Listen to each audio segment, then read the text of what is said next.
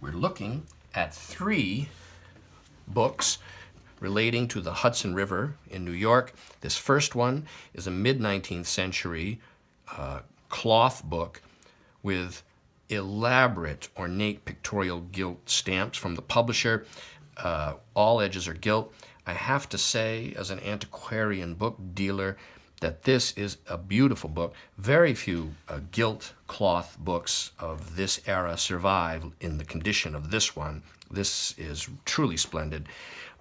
We have an 1853 gift inscription on the free end paper, and this is a tinted lithographed half title. The title page is 1849. It's, of course, by Washington Irving. One of his pseudonyms was Geoffrey Crayon, as well as Diedrich Knickerbocker. 1849, so it is a first edition. That's Rip Van Winkle, the story there, and that would be Rip Van Winkle on the cover. What is interesting in this book are these tinted lithographed views. There are a total of 4, 3 of them within the text, which show scenes. They are done by the famous lithographic firm Cerrone and Major. This is a view of the Palisades. Cerrone, Major, and it was soon become with Knapp as another partner. And here is the Catskills from the Hudson. Nice urban view there. Beautiful book. This second book is an example of a book that was issued numerous times, many times over a period of many years, and many of the editions are different. They all have variations in the covers on the inside. This was once in a college library, but clearly it was never checked out or looked at because it's almost like new internally. There's a series of these black and white views, including this steamer. This is the kind of steamer that a person would have been on with this guidebook right here, looking at all the various sites. And what makes this guidebook, I was going to say, that is the house of Washington Irving right there. Yes, he was a very famous author in his day, enormously wealthy, and he had a beautiful home on the Hudson River himself. But what makes this guidebook so desirable today for people, rightly so, is this map is often lacking from this guidebook, but this is a enormous strip map that's lithographed with original hand color, and it unfolds like this, and it's numerous feet long. I will measure it, but I want to say it's somewhere around 8 feet long. That's from memory. But what's nice about this map is the level of detail that we see.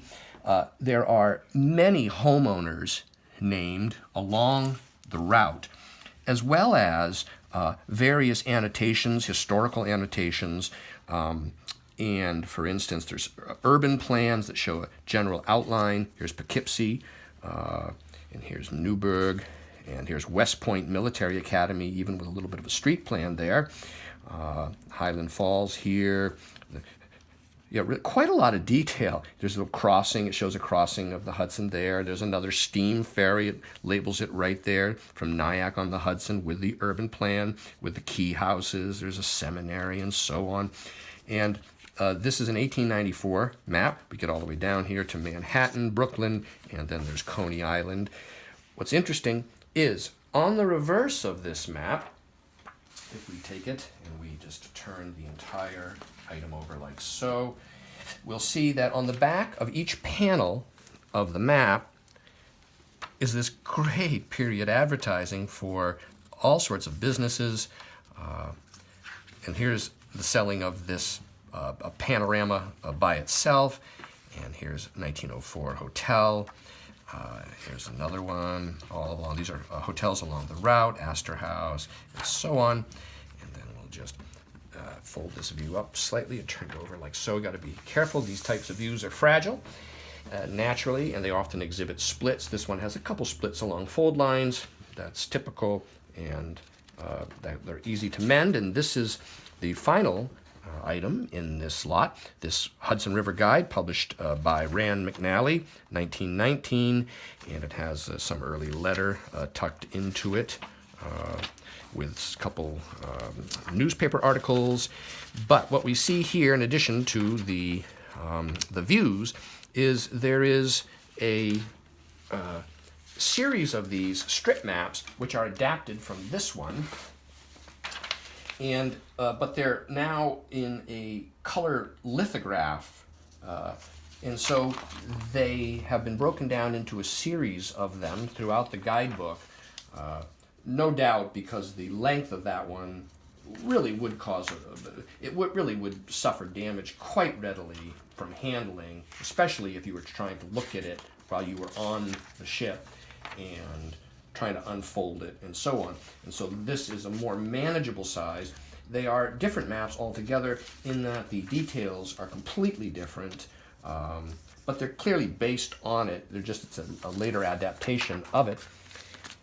And so the final one is right here. Okay, there it is. That's it there. A little tiny bit of loss at the bottom. It has a copyright 1915 by Rand McNally at the bottom.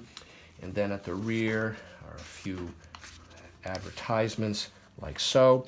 And this lot of 3 Hudson River books is now available online from me, Brian DeMambro.